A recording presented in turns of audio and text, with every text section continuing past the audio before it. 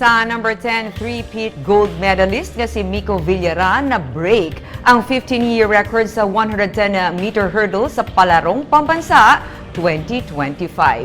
Hindi lang ang ikatatlo nga gold medal sa 110-meter hurdles ang nakuha ni Miko Villaran sa Romanito P. Maravilla Senior National High School sa Bacolod nga nagtiglawa sa Western Visayas sa Palarong Pambansa 2025 sa Ilocos Norte. Nalabot man ni Villaran ang handom nga ma-break ang 15-year record sa matapos ang event sa sulod sa nga 14 seconds. Sang nagligad lang nga tuig sang makuha ni Villaran ang gold sa amuman nga event sa Cebu City. Pero wala niya ma-break ang record bangod sa mga technicality.